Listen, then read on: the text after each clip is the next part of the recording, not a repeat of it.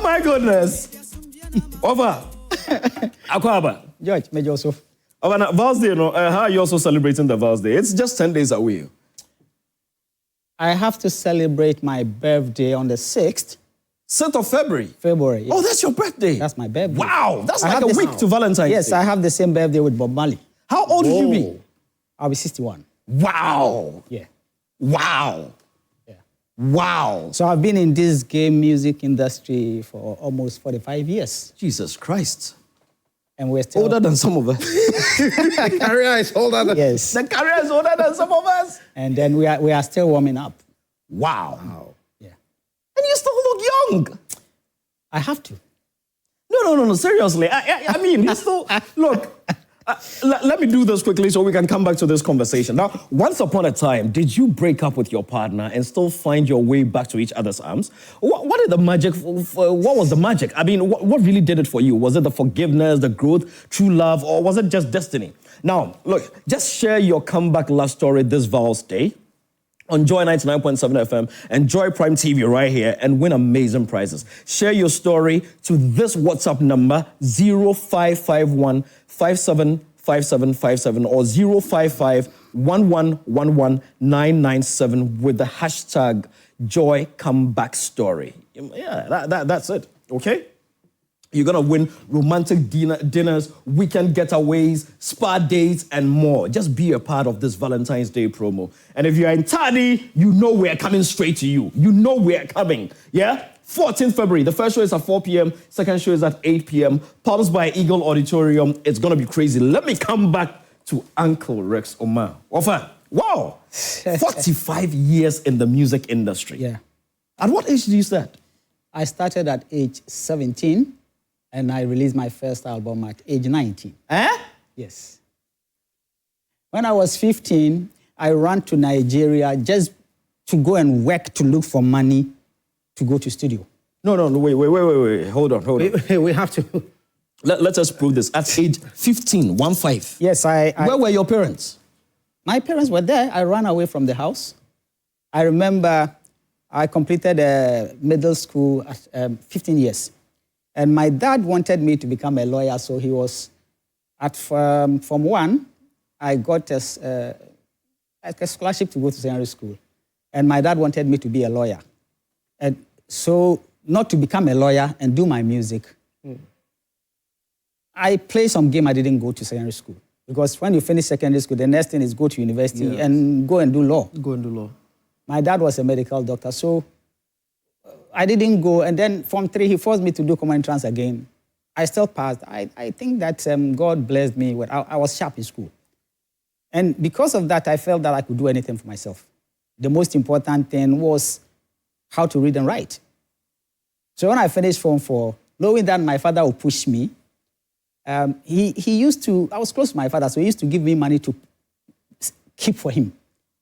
And sometimes he gave me money to push for him, keep for him. I took the money and ran away to Nigeria. Wow. At age 15. You were a bad boy. Without a passport. You were a bad boy then. I was an ambitious person, wanted to do my music. So why did I go to Nigeria? Just to go and work to get money so I can go to studio and record. Because those days, it wasn't like today. You have to join a band and then follow the band. And I didn't want all that because I had my own music. I didn't want anybody's music to influence my style. If you go and join a band, the band will play your music like this. Yeah, like this. Right. Yeah. Exactly. So the only way was to look for money to go to studio, because then when you go to any producer, and I was small boy when I would win him. Oh yeah, friends say, "Nanam pedunum ne, jako ni monom ne, 1,000." Because that's where I was gonna go. That what was inspired? What were you seeing around you? Because look, I always tell the story that when I wanted to go into acting, just like you, my dad wanted me to be a lawyer. So there was a library at home where you'd read and all of those. And you know, when I wanted to be an actor, I was difficult at home. You understand? I recall a conversation with my old man who was like, okay, if you tell me you want to be an engineer, I can say, look at this engineer. That's his house. Those are his cars. This is what your future could look like. You tell me you want to be a doctor. Look at that doctor. You want to be an actor to be like who?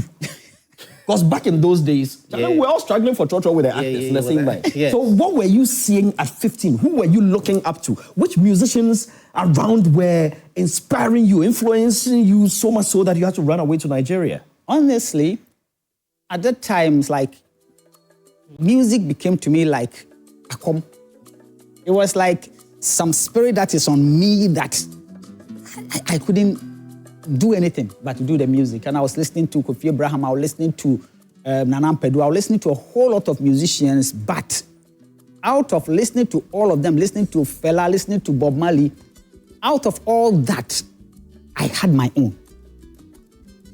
That was very unique, so it was like I'm possessed. So, 15 years, no passport, but I went to Nigeria. Wow. Yeah, so... how did you go? They used to go with this Toyota Haze. Okay. So I joined the Toyota Haze. And when we go to Togo, I removed my shirt. Because I was very little. That's a myth. I removed my shirt, and instead of going through for them to ask my passport, I mingled through the people as if I'm part of the people. Yeah, common person, and I crossed the border, and I joined the car again. Wow. When we got to Badagry, the same way, then I go to Nigeria. Wow. Sometimes when I sit down... So where were you sleeping when you were in Nigeria? How were you eating? In the ghettos, just like everybody, until somebody saw me. And my uncle was working at the federal government, with the federal government at Ijebu-Ode. So somebody saw me and didn't approach me and went to tell my uncle that he has spotted me somewhere. Apparently, he followed me to see where I was actually sleeping. So I was there, my uncle came there and said, "What are you doing here?" So he picked me home and he convinced me to come back to Ghana. And I said the only way I was coming back to Ghana is he has to give me money to go to studio.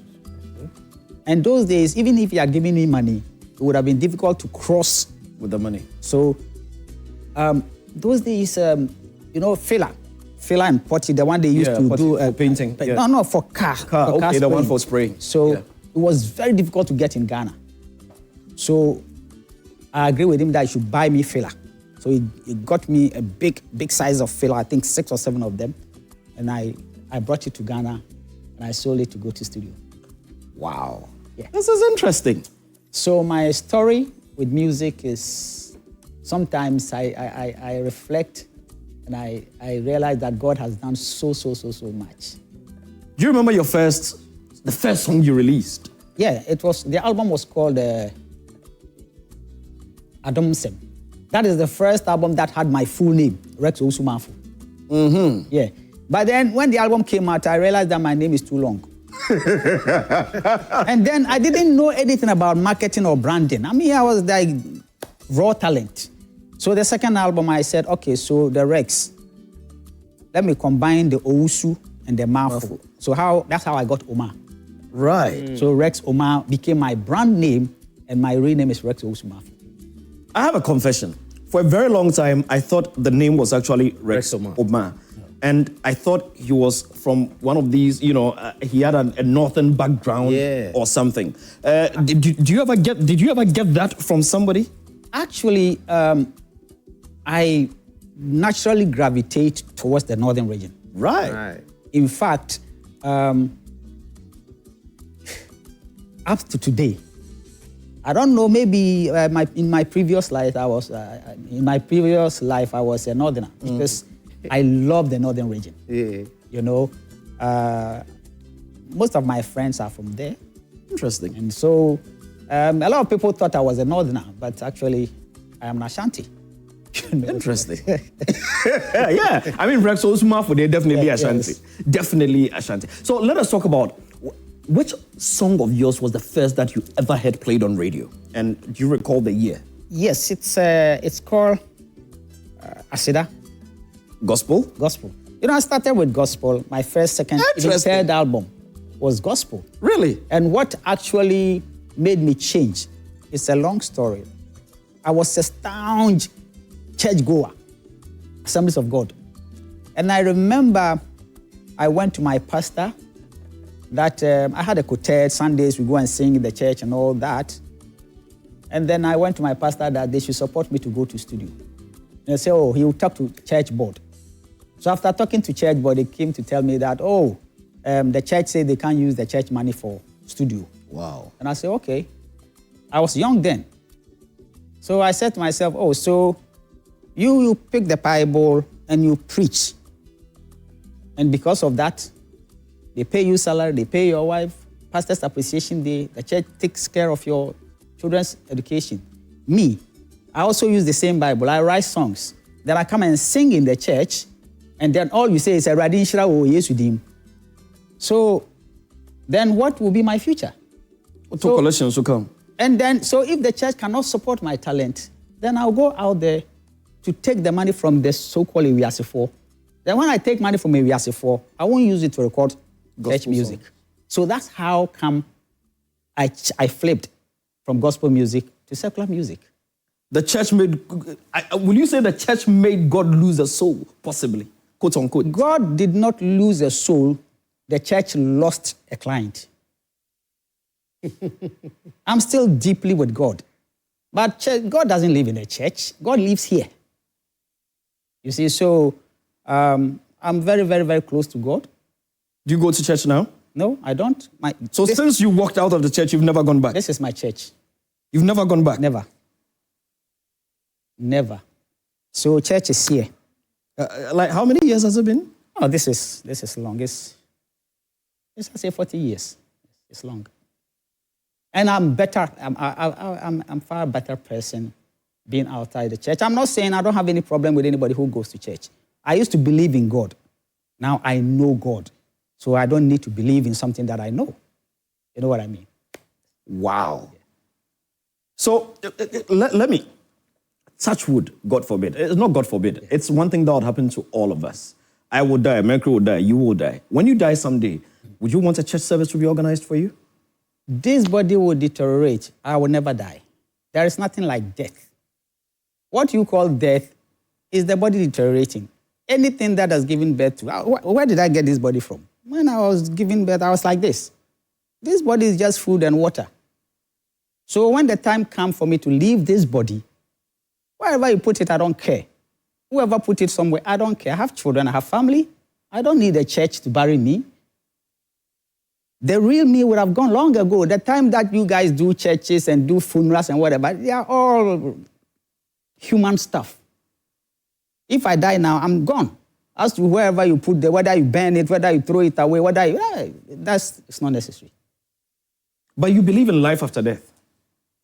There is nothing like life after death. There is no death. So it's all life and life and life. We human beings, sometimes we think that we are separate from God. You can say this is your body. I can say this is my body. Where is your air? Show me your air. The air that we are breathing? Yes, show me yours. I can't see it. It's all around. You see what it means? Air is the one what sustains us. True. Okay? But you can't lay claim that this is my air. You breathe out carbon dioxide and take in oxygen. And the trees also taking the carbon dioxide. So we are interconnected. We think we have control. We don't. God is doing his own thing through us. Okay? Out of our ignorance, we think that we are in control. We are not. So to me, I don't live for me. You see the sun, it comes every morning, does its work and go without expecting anything from anybody. When it's time to rain, the rain rains for everybody, the so-called sinners and so-called righteous people. It does its work, it goes. Nature does its own thing. Do you control your breath and the blood that is run through all do you control it? No, actually, I don't. Exactly. So we are not in any way... Even the heartbeats. Exactly. Your heart is just... You get what I mean? Never stops. Mm-hmm. It's been beating all along. What car, what machine that can a human being do that the first day you start it, it throttles, sometimes speed, sometimes whatever, for sometimes 100 years. That is the human heart. Yeah, the human heart. Okay? Once you're not in control of it, you think you're in control. No, you're not. Out of ignorance, we think we are in control. We're not. So I'm here on earth. I live my life. I'm unique. There's nobody like Rex Omar. There can never be another person like Rex Omar. I came with a purpose. I serve the purpose. I leave.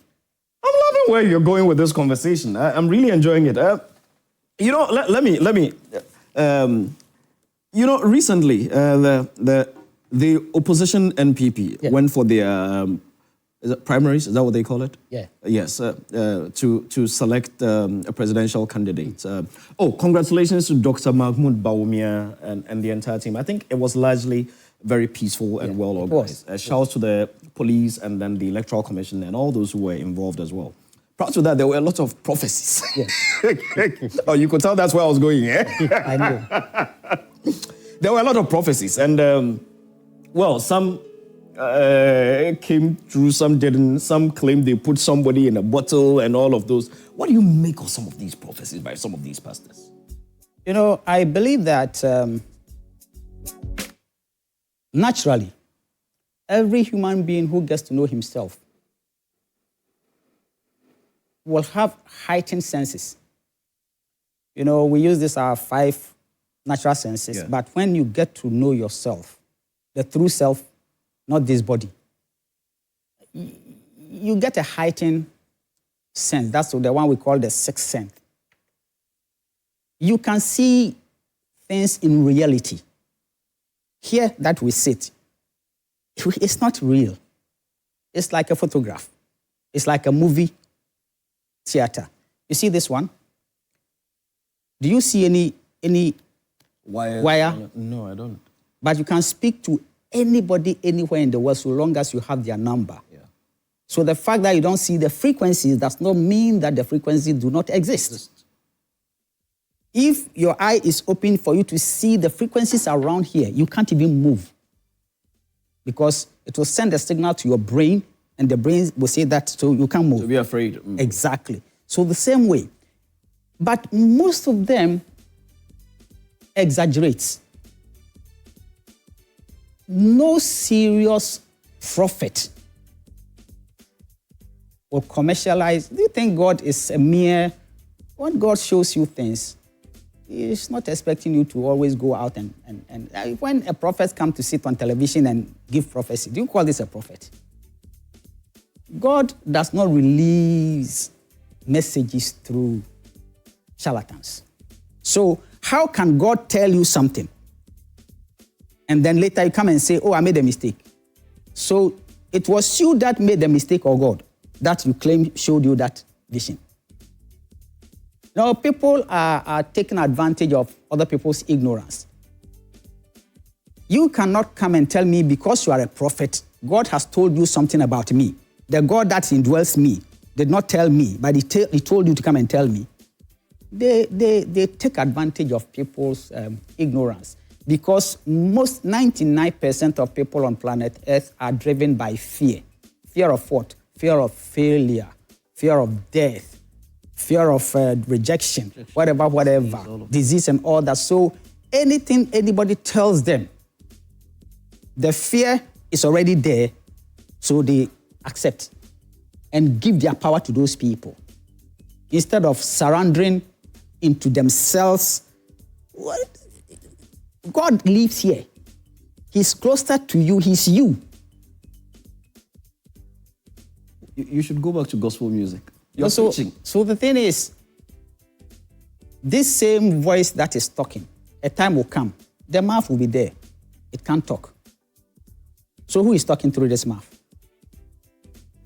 It's the real me. It's within. So when I leave, this mouth will be there, the eye will be there, everything will be there, but it can't do anything. So this is our vehicle on this physical plane. That is what people must understand. At the moment you believe that you are this, that is the beginning of disaster. I'm hearing a lot of what you are saying in the song that is playing in the background. Mercury, bring it up.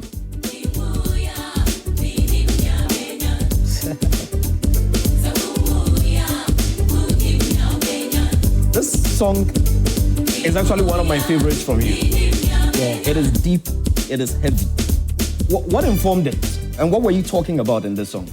You know, when I was growing up, I realized that our society has become so much materialistic that no matter how gifted you are, if you can't show material acquisition or what we call wealth, society does not respect you or regard you, you know. In the church, you can't sit in the front. Exactly. I mean, have you seen anybody who has gone to church and has given money to the church and then the pastor will ask him, how did you get your money? Never. No. So it's all about the Benjamins, you know.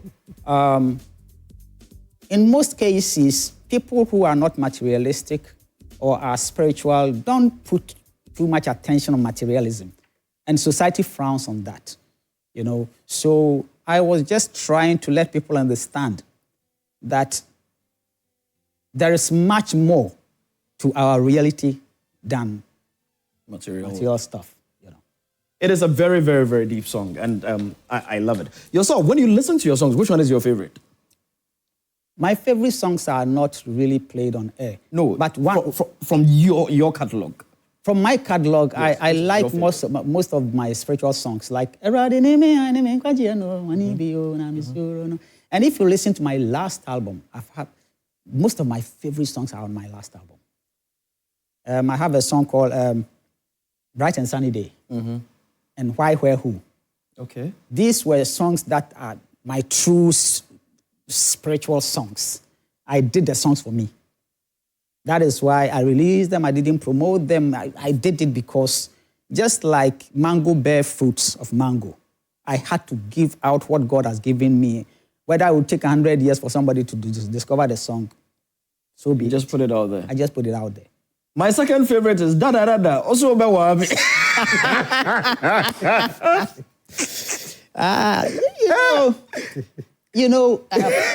Sometimes when I listen to these songs, you see, God himself is very playful. God is not all that serious as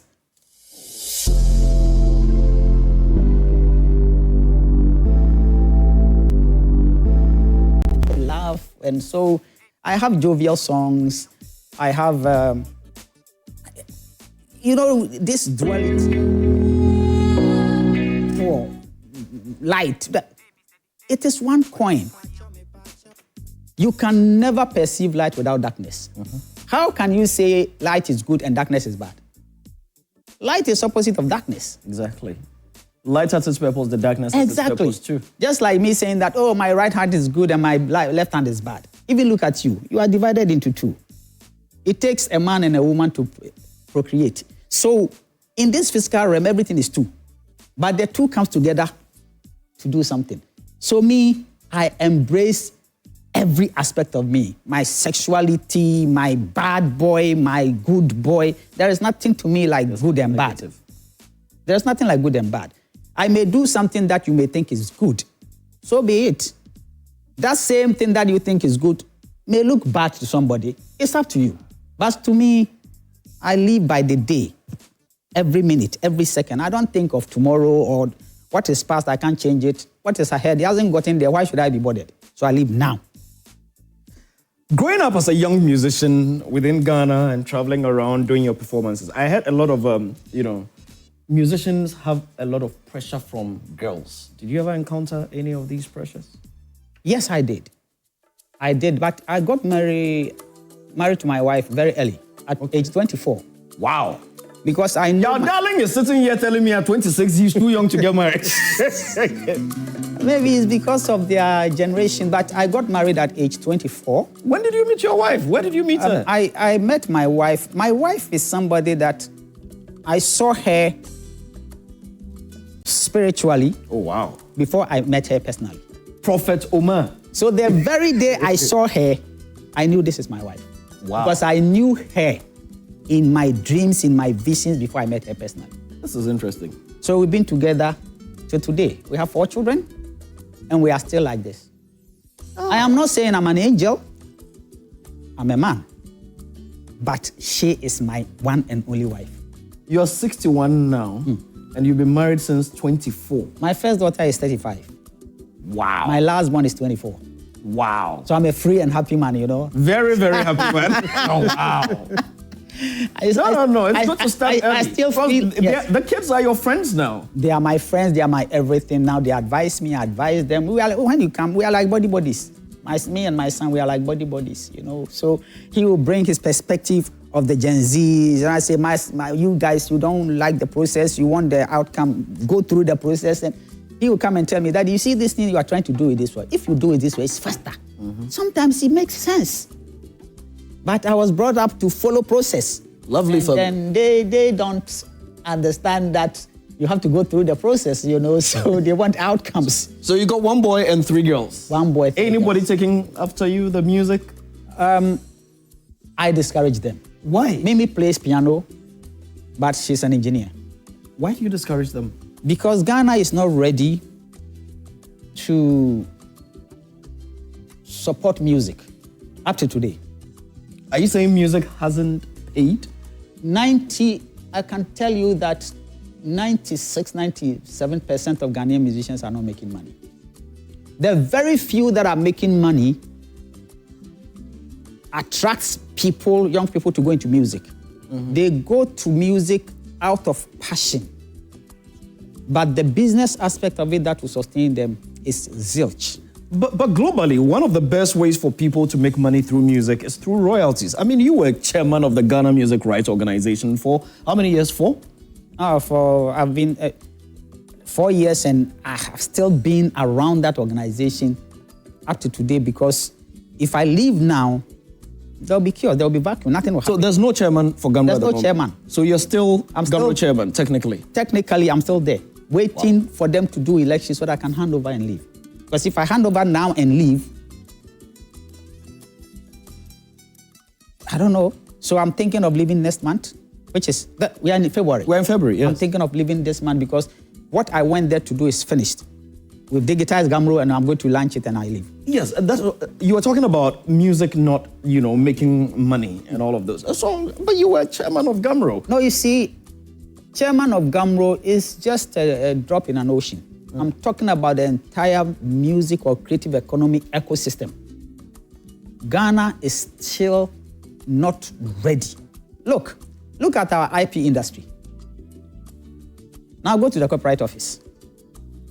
The reason why all our CMOs are suffering is because the role that the state must play and take it serious is still not being done. MPP was in power, I was in Gamro. The same treatment. My government is in power. I'm still in Gamro 1 year now. Gamro still don't have its license. Why? Because I've tried over and over and over. I've spoken to Attorney General and all that. But just like I'm saying, they don't see it as a priority. That's the problem. This country, I'm sorry saying this, but that's the fact. I thought that as soon as our government comes in power, and I go to the copyright law. We still have the copyright tribunal. So I thought that I'll go and see Attorney General within blah, blah, blah, blah, blah. We'll do this and this and this and that. We are still there. So it's not... Is it that they don't understand or they just couldn't be bothered? I believe that they don't understand. And also they have not got to the realization that the global economy now is driven by creativity. And you can't drive creativity without making sure that the IP industry is solid. It's not only music, it's also about industry, designs, patents, whatever. Go to the copyright office and see. People have been acting since Kufuor's time. Why? They're still acting. Acting. And so it's like the whole psyche of the country in relation to the creative ecosystem must change. I hope that President Mahama will walk the talk in relation to the creative economy. I must say this because I campaigned for him because of the creative economy. And that is why he has appointed me the Black Star Experience Secretariat. We will do our best, but it's too early because I believe that what we came to meet, he must balance and make sure that the macroeconomy is stabilized and all that. At least 2025 was dry. 2026, we've seen that there's been allocation, budgetary allocation to the film fund, to the music fund and all that. It's a step in the right direction. But the whole ecosystem must be taken care of. Other than that, it becomes like Ode Basket, Eco Fresh Water. The whole ecosystem must be taken care of so that we can have a lot of our young people getting gainful employment within this ecosystem. That is the bottom line. So I believe and I hope that much more attention will be given to the creative ecosystem. Whose business is it to convince someone like the Attorney General about some of these things that you're talking about? Is it supposed to be the Ministry of Tourism? Is it supposed to be the Gumroad chair? Is it supposed to be Musica? Is it which arm? Whose duty is it? I believe that everybody in the creative ecosystem must try and do that. Because you see, majority of the people operating in the industry themselves do not understand these copyright systems. So when I was going into Gumroad, I knew that I was going to face challenges. I knew that the members are going to insult me left, right, center, but I was prepared to take all the bullets to be able to fix it. At least I've been able to bring Gumroad to a level where now it has become an enviable organization. But if anybody is dragging down Gumroad, it's the government of Ghana through the Attorney General's department. The governments. I'm sorry, the governments of Ghana. Yes, the governments of Ghana. The governments, plural. Plural. Yes, that's what I'm trying to say. That's why I rather want to use the state of Ghana. Of Ghana, yeah. The state of Ghana has not given attention to this industry, right from the copyright system to the creative economy itself. And we cannot be a country that the population is 60% of the population falls under 35. Very youthful, young Very youthful. And the area where they can succeed and can create a lot of the jobs out of the formal sector is this industry. And I think that we are not putting enough attention on this creative ecosystem. So when I see a young person like the gentleman who came to sing, your darling, my heart bleeds for them because I don't see future. I do not see a future. I was advising him out there that he should look for something else that will put a food on the table as pursuing the music because you are 26.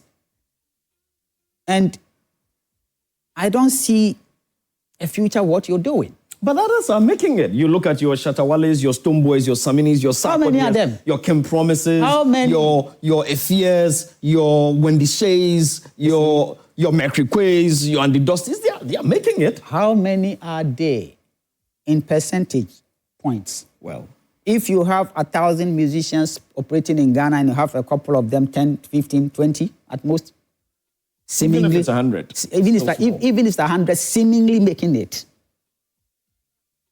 Do you think is So I advised my children and I told them the truth. How were your children feeling when you were getting a lot of insults as chairman of Gumroad? I recall there were a lot of conflicts between you and your friend, your label mate. Oh, no, should I say label? Well, you guys were not in a label. It was a group mate, Nacorex. Yeah. What's her name? Akosia Jepong, my sweetheart. Yeah. There was a lot of conflicts and banter. What was it all about? And how did children feel? I keep saying that a lot of the musicians themselves do not understand the copyright system. So I didn't take it to heart because I knew that most of the things she was saying, she doesn't understand it. And see, when you are going to lead a struggle and you know that the people you are going to lead do not understand, the state itself doesn't understand, the media doesn't understand, so everybody picks a stone and throw at you. Any problem within the music industry, they say Gumroad. So a musician who did not even manage his career well and is having difficulty, Gumroad. Everybody claims Gumroad. But what is the mandate of Gumroad? Simple. Collect royalties for public use, not all royalties, only public performance royalties. Right. And mechanical rights and distribute to its rightful owners. When the musicians go to perform and collect his money and put it in his pocket, he doesn't bring it to Gumroad. If you put your music on any music platform, like Spotify and all that, your Spotify doesn't give your money to Gumroad. It gives it to you. When you do your endorsement deals, you don't give the money to Gumroad. the money comes to you. So the little performance rights that Gamro is supposed to take and distribute to its rightful owners, 80% or more than 80% of Ghanaian public music users do not pay. The law that establishes Gamro does not give Gamro the mandate or the authority to close down a radio station that has used the work and doesn't want to pay. GBC, the state broadcaster, is owing Gamro for the past 9 years. We've been in court with them. Look, it's a serious issue. I paid TV licenses about a month ago. Their admin is on social media. Yes. It's a serious issue. And who owns GBC? Isn't it Ghana government? You see that? So it tells you that we have a problem. And until this problem is fixed, no private individual can fix it. So Rex Omar became a sacrificial lamb because I've decided to fight to change the system. So the people I'm fighting for turned against me. The media ecosystem turned against me. Look, when I became the head of Gamro, I remember that any show that has to do with a telco sponsoring, they'll take my name off it. Wow. Why? Because I've taken them to court through Gamro, that they should pay musicians' rights. And I won. So you mean the telcos were they blacklisted you? They blacklisted me. Well, how do you know they blacklisted you? Because the people who were involved in the shows who called me, my own friend, Okreku, said, Rex, what have you done to these people? Any show that I put your name, they see your name, then they cancel it. Wow. And I said, I haven't done anything. No. So later he came to tell me, you're still with the Gamro, with the telcos, no court. I've suffered for this industry, but I believe, just like I told you, like a sun, I came to shine, I go and sleep, the moon takes over, it goes and sleep. I don't expect any praises or whatever. I'm being me. At the end of the day, posterity will judge all of us. His name is Rex Omar. We're having a great conversation right here. Prime time on Joy Prime. Mercury is also in the building. You can drop your messages on 0551 575757 on WhatsApp. We'll read it right here on the show. Rex, let us come to it. And congratulations on the MDC's victory. I haven't officially congratulated you. Thank you very much. It was a beautiful victory. You guys painted the whole Ghana green. And also congratulate us. Yes. For our performance, for our first year. Oh, but I'm coming. I haven't finished talking. Go ahead. No, it's been good. I mean, I have to be honest. I mean, so far, so very good. I just pray it continues because if you look at the trend, since we crossed into multi-party democracy, entered the Fourth Republic in 1992, every government's first year has always been exciting. Right. Yet to see one government whose first year hasn't been good before. Right. It's been pretty consistent. Then it dwindles with time. And then, sometimes once it enters, then the cracks begin to fall through. Right. You know, the problems. It's like a marriage. First year, always blissful. Then second year, true characters begin to show and all of those. But from what I have seen so far, I want to believe the 4 years of this government would be good. I want to believe. I can assure you that yes. It's not business as usual. Yeah. President Mahama means business. And all his appointees means business. We cannot continue business as usual. Otherwise, if the Ghanaian public lose confidence in politicians, we are finished. So President Mahama truly means business. And I love what he said, that he wants to develop Ghana to a certain level that any other government that takes over cannot reverse it. That statement is very important. Statement is very important. Yeah. Because it's been the problem. We always seem to retrogress. We always seem to go back. They come, okay, stop this, let's pick this, then we go back, So I like that thing, and I pray that everybody rallies and moves out. So far, it's been good, it's been refreshing, and I hope and pray it continues. I've always said the only problem I have with democracy, the reason I'm not a lover of democracy. Right. And what's the reason? My reason is simple. If you ask me to define democracy, I'll tell you it is a system of government where the opposition is always praying the ruling government fails. If the ruling government fails, who suffers? We the people.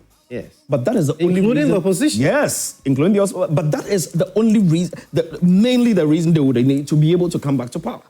And let me you understand? And that is the only problem I have with democracy. I wish it weren't like that. But let's be pragmatic.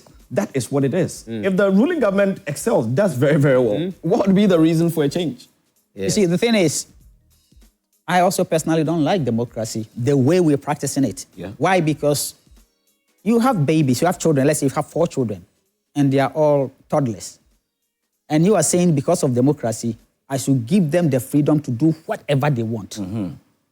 It doesn't work that way. Most of the countries that are practicing the kind of democracy we are practicing, they've gone through a steady system for over 100 years. Which has now worked for them. Which has now worked for them.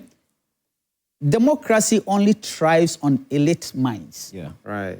So at the end of the day, you are asking my 18-year-old daughter or son to go and make a decision who governs this country. What does he know? About governance. About governance. So it's a system that has been imposed on us, and we have also embraced it without adding anything or to doing it. something that will suit us. Customizing. Yeah. So it must be customized. That is our problem. So I believe that gradually Ghana is waking up. Yeah. So it will get to a point where we will tweak the democracy our own way to suit our way of life, to suit our developmental struggle and agenda. So I believe that going forward, and I believe and I trust in President Mahama with his statements. Look, you cannot be different from your leader. His demeanor, his affability, his humility, his focus. This man, he works like a machine. So if he's moving, you can't help but to also move. I love that. Let us come to the Black Star experience. Some have opined strongly that it was designed to replace the year of return and beyond the return and all of those things. Is that the plan? No. Black Star experience is not an event. Neither was year of event or beyond the year of return. Year of return. The return. Year of return was an event. Well, it was. It was. Look, let me. You have asked the question, so let me. Yes. Year of return was an event to commemorate the 400 years of transatlantic slave trade. Slave trade, yeah. That is the reason why after year of return, beyond the return came was in. That now became a brand. A brand. Okay. Black Star experience is completely different. Black Star experience is a coordination center. Black Star experience is a nation branding agency. Our work is to rebrand Ghana as a cultural capital of the world, to drive global attention on Ghana, to coordinate between different agencies, to be able to bring in investment, whilst GTA is doing the marketing, whilst other agencies are doing their stuff. Black Star experience doesn't deal with only tourism. It deals with every aspect. I'll ask you, we have 7 pillars. Storytelling in movies, music, fashion, cuisine, aesthetics, and heritage culture.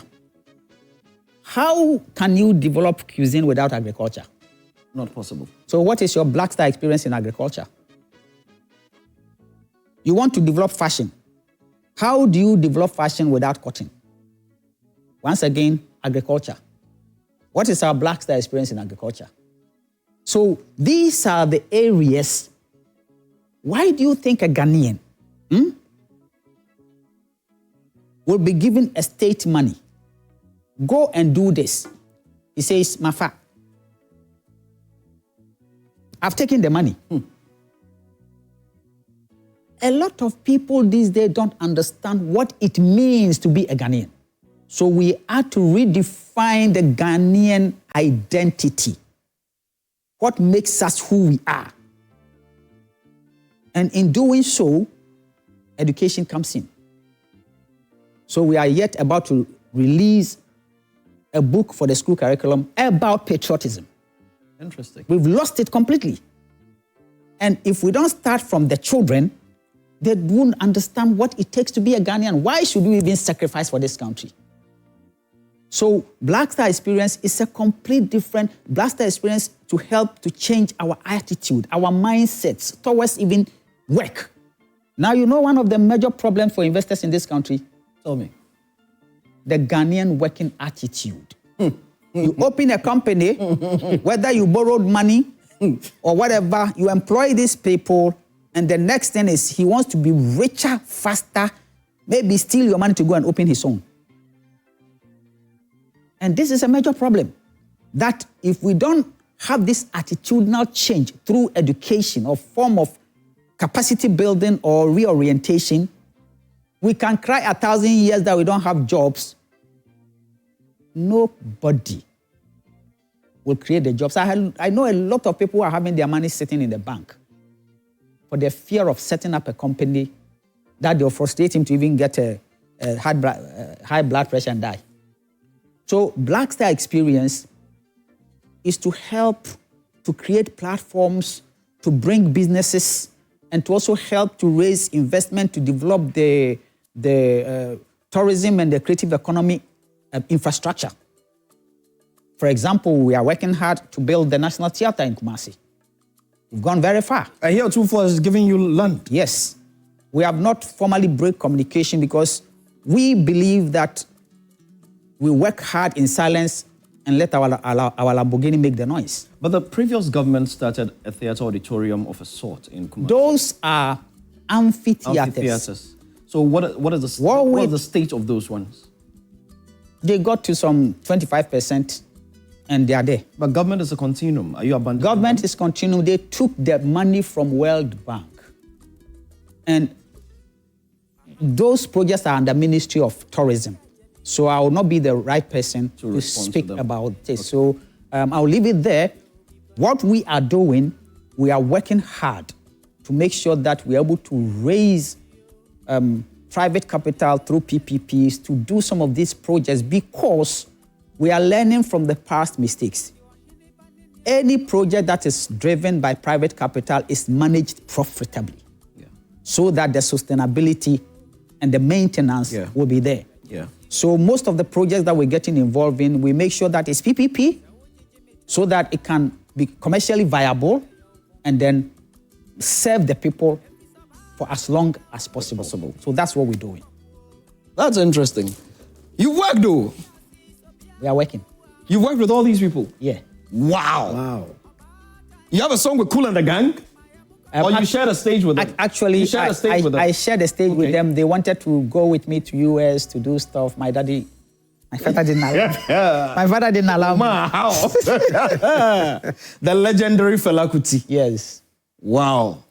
Hugh Masakela. Yes. A friend of mine said huge Mascatella. Asabukola. Yes. No. You've worked. You've worked. You've worked. Very rich, you know. When you look back at your life, would you have loved to be anything else aside a musician? No. Looking at the fact that, like you've said, it doesn't pay and you don't want your kids into it. No, you see, going into it. Music was my calling. But also, advocacy was part of my calling. Mm-hmm. It got to a point, naturally, I am not a self-centered person. What is good for me, I want to see everybody enjoying it. So during my career, when I got into the international market, international scene, and I started enjoying royalties, and I go to Switzerland, and I said to myself, excuse my language, so why can't these things happen in Ghana? So instead of staying in the US or whatever, in Europe, and then continue with my stuff, with my craziness, I decided to come back to Ghana to fight, to make sure that we can also get to that level. And that is my issue with Gamro. You know? So even whilst I was fighting, trying to structure Gamro and all that, even my closest friends who are like brothers, because of lack of understanding, they fought me seriously. I mean, to the extent that it affected your relationship? My relationship and tarnished my image, especially to those who do not understand. Because the Ghanaian, people do not know that Gamro doesn't pay me. All this while I don't take salary from Gamro. So why were you doing it? What for? For the love of country. That is what has gotten me to where I am now. Love of country, to serve. And serving my country, I wasn't expecting that everybody will clap for me, especially knowing that they do not understand. But why were they saying so? Were you not showing them the books? Were you not doing an AGM to show them where you stand? Gambro runs an open door policy. Our finances is public. It's on our website. We were doing AGM, showing everything to them. But you see, Ghanaians love hearsay. Call anybody to come and show you a single evidence that you think that if I was stealing Gambro's money, the way people were angry, they would have jailed me by now. The thing is, they wanted me to toe a certain line, and I wasn't towing that line because leadership means lead. Lead them to the right path, even if they will cry. Posterity will judge you. I like that one. Posterity will definitely. Mercury, you have messages? Hello, messages. Hello, messages. Rex Omar is my best high life artist in West Africa. Wow. This is coming from Fifi Thomas. Wow. Hits over hits. And he says he wishes he could actually get his contact to make a song with him. Oh, that's interesting. Yeah. Okay, go to the Jubilee House. You know where to find him. You know where to find him, yes. This one says, lots of respect for this man. Rex Omar has paid his dues to music in Africa. Yep. Much love for his stand-up attitude. P sent that from Kumasi. Solid. Yes. George, any on your side? Yeah, I'm trying to open this one. One said, the thing is not opening here. Network. But let's go on. Let's go. My questions, I'm not done yet. Just a few more, and then we will be wrapping it up. Let me go into the works done by the Black Star Experience Office so far. What are some of them? I mean, you've been there a year now, right? Yeah. Yeah. You've just entered your second year. Within the year, what have been some of your, achievements, some of the works that you've done so far, and what should we expect? Okay, so when we got there, because it's a new office, we needed to develop the general overview of what the Black Star Experience is. Yes, okay. Strategic plan of what the Black Star Experience is, because the name Black Star Experience itself made people think that it has something to do with football. Yeah. Because of the Black Stars. Yeah, the Black Star. Right. And then we needed to define our mandate so that it doesn't become a duplicate. Like people were saying, oh, it was created to kill Year of Return. No. People will say, oh, isn't this the same thing GTA is doing? No. Isn't it the same thing Creative Arts Agency is doing? No. So we needed to create that clear lines between our mandate and those of the others. We had to do that to even do a presentation to the presidency, to the vice president, to the 24-hour economic secretariat, to the Ministry of Tourism. We had to do all that for people to understand what Black Star Experience is. After we finished that, as I've been saying, the budget was read before our office was created, so we didn't have a budget. But I decided that, look, we'll have to think outside the box. We can't go and sit down and say, oh, we didn't have a budget, so we are not doing anything. So immediately, you remember during the campaign, we did Creatives Connect. Yeah. And then the president promised that every year he want to meet all the creatives. So we hurriedly went to the EFCFTA office and said, look, we have a project like this. Can we collaborate and do it? So they said yes. So that is how come we did Creatives Connect. Mercury and I were not invited though, but... Forgive us. That's okay. Forgive us because the pressure was on us. Right. I can imagine. The most important thing is it was very, very successful. Hindsight, I believe that we would have brought in a lot of the local media, But you see, when you are in opposition and you are doing something, the media will help you because they know you are in opposition. But after you are in government, you are calling the media and you are still going to say, I don't have a budget.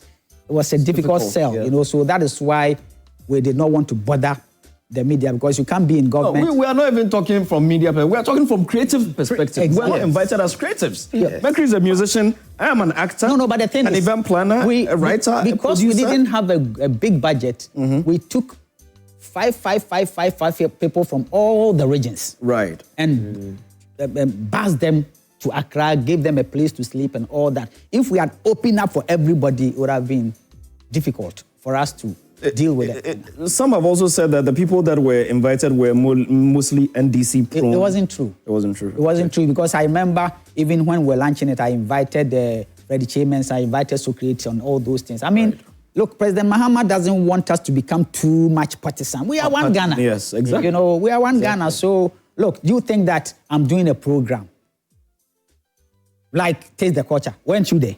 I was actually working. Weren't you part of the production team? I was working. If you are good, you are good. Yes. Why? Weren't we Ghanaian before we became NDC and MPP? Yes, politics is there. We'll do the partisan politics. But when it becomes that our national identity is at stake, we will get the right people to do the job. So far as I'm concerned, it was a matter of budgetary constraint. So we were trying to get the project done. Without going overboard. So let's go back. Some of the things that have been done, the Creatives Connect happened. We did Creatives Connect, and then we also did a lot of the designing of the Kumasi. The brand work. Groundwork, getting to make sure that we start a preparatory work to get the land. And then, so we're working seriously underground with all these things quietly. Now, by the grace of God, we have the land and we've gone very, very far. When at the appropriate time, we will break communication of the theater. Now... Sorry, interesting question here. George, I'm glad you both mentioned you worked on the Taste the Culture. Yeah. Why were there foreign artists on a Ghanaian event? Can I answer that? Yes. Okay. You see, you cannot on one hand say you want to draw the global attention on Ghana. You want people to come from their countries to Ghana to celebrate culture. So they should come and watch only Ghanaians. It doesn't work that way. Aren't we the same people who are supposed to also project our artists globally, to create platforms for them globally? Taste the Culture, we had 2 Nigerian artists. 2. That was Tiwa Savage and Omale. Tiwa Savage and Omale. Omale. The video just... The video just was passed not part through of it. Omale. Omale was the one that invited him. So 2 Nigerian artists, over 10 Ghanaian artists. So I think the balance was okay. You know, it was fair. And secondly, it was driven by private capital. So you cannot just say some private person who is investing with us to keep the brand going will have to just do it in a way that it doesn't make economic sense. Next time he will not do it. You know, so every project that we do, as much as we want to look at the social impact, we also want to make sure that its commercial viability is there so that it can ensure sustainability. It's very important. Honorable Omar Kokrikuman says he's watching. Good evening, Honorable. Good to know you're tuning in. Honorable. Good evening. He says, why would they even blame the board chair of an organization who doesn't run the day-to-day activities of the organization? It is a challenge where creatives don't understand corporate governance. I think it's in relation to your role at Gamro. Yes, that's because people don't know that. I don't go to Gamro every day. In fact, I don't sign. The only checks I sign is when it gets to distribution. They will bring me, okay. In fact, I made a directive that every month, every money you get, divided according to our constitution. 30% to the administration, 60% for distribution, 10% for welfare. Then we sign it. When it gets to distribution, we have 4 main accounts. Administration, main account, and then revenue. So every money goes to, in fact, currently, you can't even deal with cash. We've worked in such a way that the human interventions are zilch. In terms of distribution and everything, no human intervention. We are going to launch it very soon. So people do not understand it. They think it is Rex Omar that gets up every morning, go to Gamro, decide who gets what. No, that's not my job. How is it that some musicians, sometimes they say they got like 10 to 15 CDs, 30 CDs, 300 CDs. 300 CDs, 150. But it's all over the world. That is how CMOs run. For example, I'm a member of Suiza. When I was very active, releasing, touring around, I used to get 18,000, sometimes 20,000 euros. Wow. During distribution. Okay. The last time they distributed, you know how much I got? How much? 12 euros. 12. Why should I complain? Because I know that I've been released for a long time. A long time, okay. I'm not touring. I'm not performing. So why should they take somebody who is working's money and give it to me because what? And Ghanaian musicians think that the fact that he has released and made some hits some time ago, every time he should get money. It doesn't work that way. So you mean at the moment, someone like Ebo Taylor will be earning more than you? Yes, because he's working. You get what I mean? He's working. He's always on tour. You know. So that is and then correct. Yes. What is used to measure? Because I think the argument is that it's like some guesswork. No, it's not. Okay. They speak that way because they don't understand it. Right now, due to technology, the systems to distribute is global, is there. So now, in fact, Gamro was making a mistake by giving other people's money to the majority. For example, we have over 4,000, 5,000 membership. Right. People whose music are making money are not up to 100. Wow. And if we are to distribute strictly by those whose music Is is making making money, some people will get 100,000, 150,000, whatever, but there will be very few people.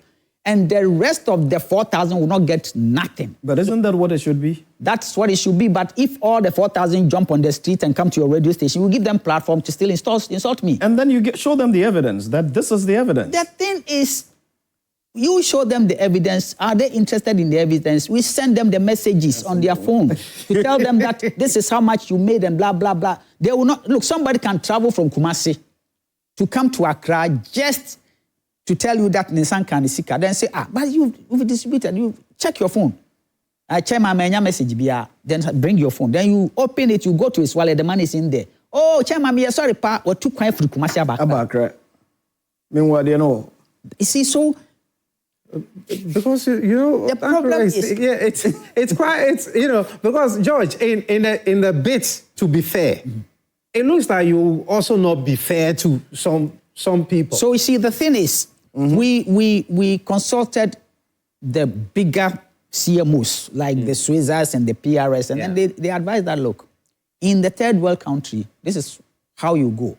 When you get the money, there's something we call distribution rule. Yeah. So you can divide the money maybe 40-60 and share the 60% to everybody. Everybody. And share 40% to those who music money The actual music is making makers money. of the money. Right. Because if you don't do it that way, the people whose music is making money, when you call them for a meeting, they will not come. They will not come to AGM. They are stars. They don't care about these monies. Interesting.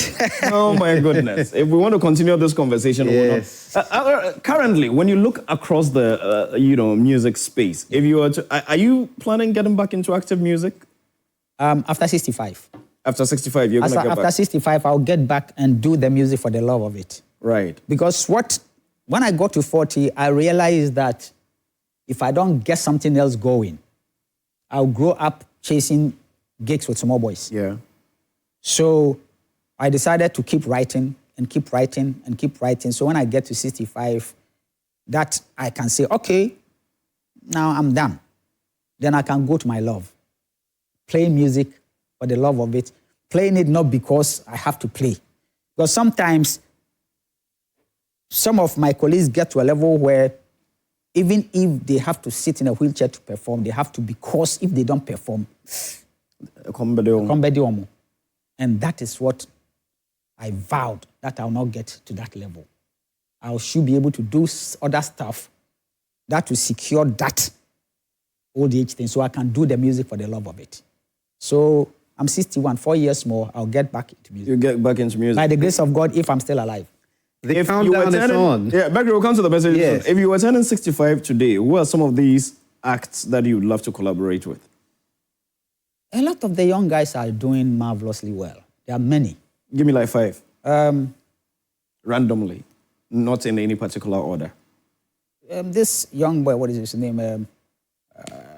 What song? Do you remember his song? Maybe He used to work with Kiddy. What is his name?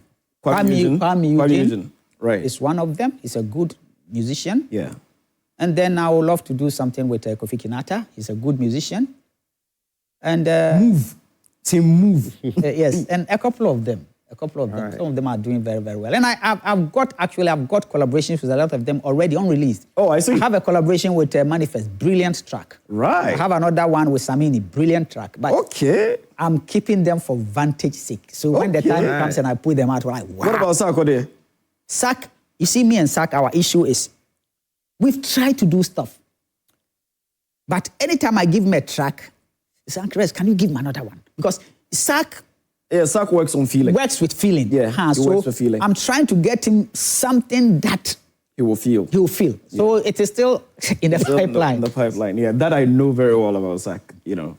Yes, Mercury, what you have there? Yeah, a lot coming in. This one says, Rex is one of the best composers of our time. Yep. It would be great to have him on a song, but I can't go to Flagstaff House.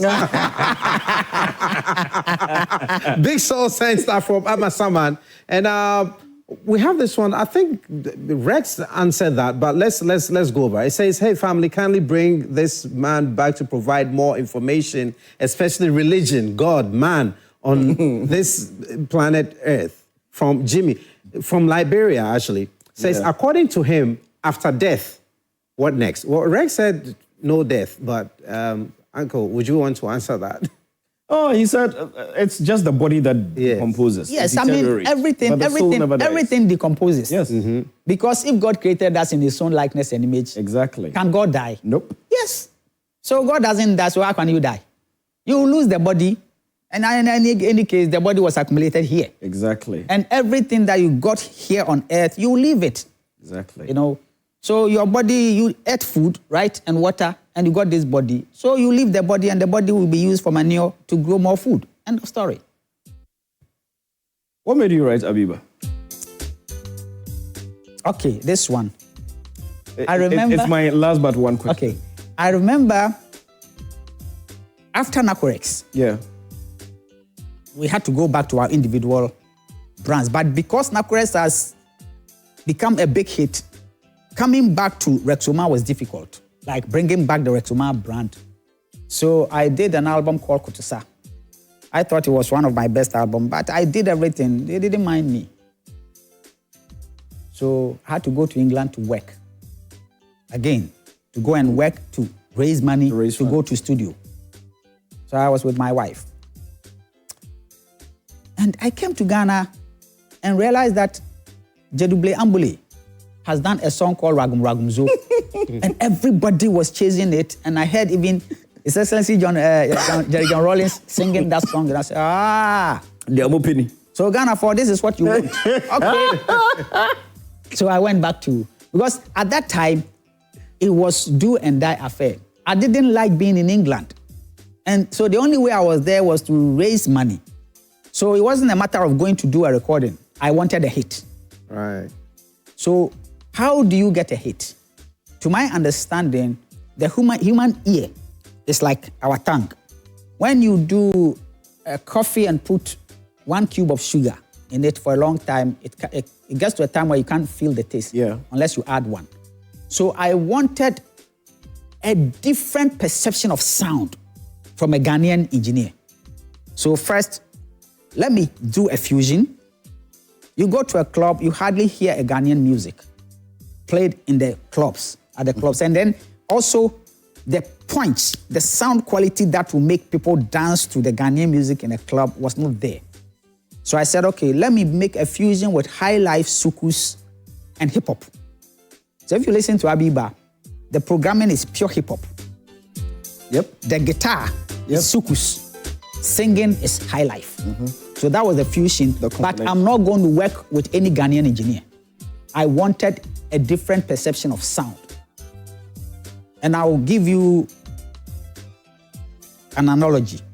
If you are using Toyota Corolla and I'm using Lamborghini and we set to go to Tema, if your perception of speed is 100 kilometers, it doesn't matter whether you are driving Lamborghini or you are driving Corolla. The one who is driving Corolla believes that he can go 150. The Corolla will get to Tema before the Lamborghini gets there. Doesn't matter the power of the car. So I realized that Ghanaians are too used to the Ghanaian perception of sound by the Ghanaian engineers. So why don't I go and work with a Jamaican engineer?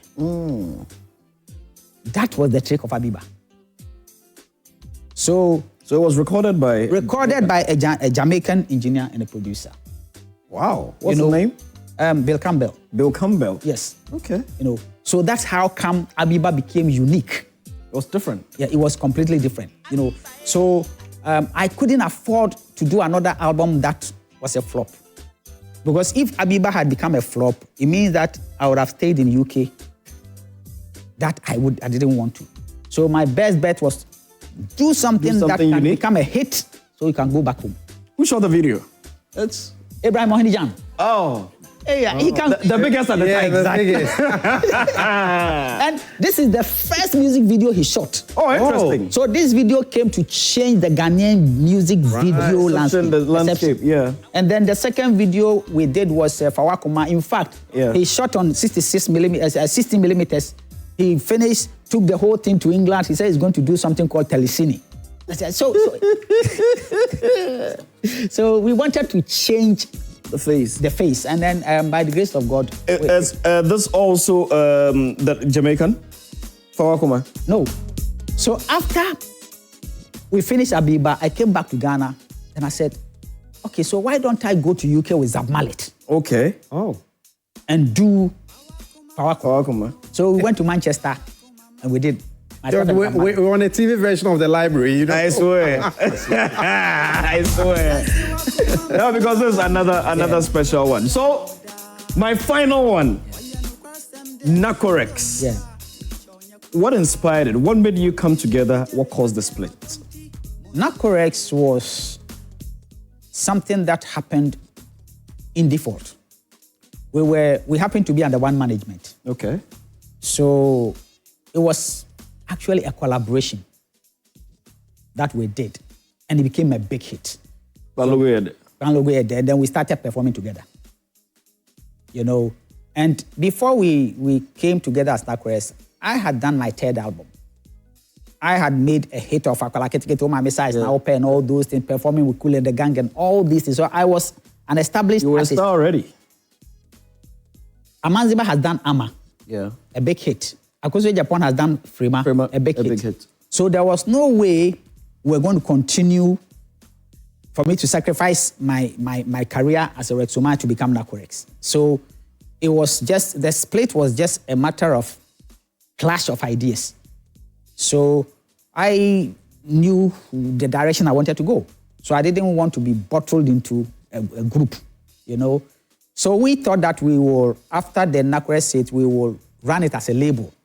So we're going to go, Nacorex presents Nandru, Nacorex presents Rexoma, Nacorex presents Akoso Japan. Right. But one way or the other, on one hand, we wanted to run a label. On the second hand, any money that comes, they say we should split it. So what is going to be the capital? And I've always been a business-minded entrepreneur, so I didn't see the way forward, so we split. What a great, interesting convo. Yes. I mean, Nacorex, thank you very much. Thank you very much. It's been lovely. It's been educational. It's been inspirational. We've gone from religion to family to education to everything. And I think I've enjoyed it. Thank you very much. And thank you very much.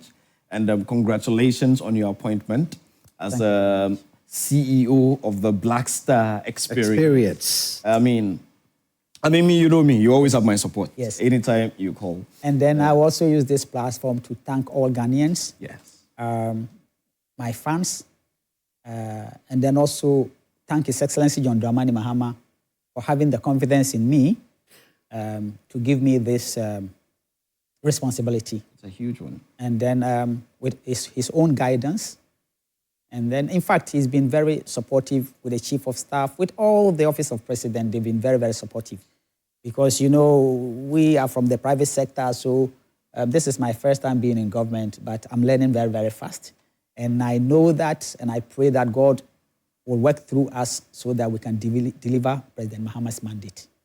Makrikwe and I would like to pay a visit to the Jubilee House. Yes. You are more than welcome. We would like to pay a courtesy call on the president. You are more than welcome. The two quays in the entertainment industry. You are more than welcome. Yes. we have to make. You are more than welcome, please. No, he's a man I really do admire. Yeah. We sort of live in the same neighborhood. Okay. Yes, but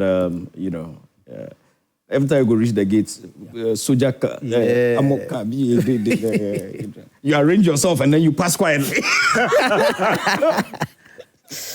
So what's happening 2026 in a nutshell, Black Star Experience? 2026, we have wonderful things to... Great. Because Ghana Month is just around the corner. Yes, we have, you see, we are not event oriented. Yes, true. So the events will be done by various whatever. By the various. So if you look at our strategy, we say amplify and or create. So we only create something that we believe is necessary. Yeah. We want Ghanaians to own Black Star Experience. So one of the projects we will do this year, we want to bring back choral music context. Oh, nice. Choral music is in every village in Ghana. Very true. So we want to do from district to regional and then to do finals in Accra so that everybody will embrace it. As you know, by the grace of God, we'll cut the sword for the Kumasi Multipurpose Theatre. The theatre. All right. Very soon, we are going to also launch a major platform that will give opportunity for millions of Ghanaian informal sector people, a platform that will expose their businesses globally. We've worked, we are almost done. We are also working on a platform that will give opportunity to Ghanaian filmmakers and content creators. This is the platform that when you put your film in it, you get 90% of the income. And all these things, we've been working since last year on the quiet. On the quiet, because I believe that it is good to work quiet behind the scenes and let the outcome of our work speak for us. You know, so this year is going to be interesting. There are a lot of major stuff that we're going to announce, but by the grace of God, we will be there. Offer, thank you very much. Mark and I are eternally grateful. And to your viewers out there, I mean, thanks to you for being a part of this show. Thanks for your messages and the time you've spent with us. To all our peeps out there in Tadi, we've told you, we are taking theatre out of Accra, and we're trying this on our own. And maybe one of these days we'll come to the Black Star Experience office for sponsorship offer. We can take theatre out of Accra. It's not easy. It's all been so heavily concentrated. Theatre is very important, and I believe that with our little budget, please come, bring a proposal. Thank you very much. Especially when it's not in Accra. Yes, that's we the don't whole want idea. everything to center in Accra. That was the whole idea. This year, Nashoko and I sat down. We said, look, we've done Accra. Why don't we get out? Because we're even struggling to get space in Accra. The National Theatre not available, other auditoriums not available. So yeah, we had a conversation with the folk at Palms by Eagle and our partners at Adansi Travels.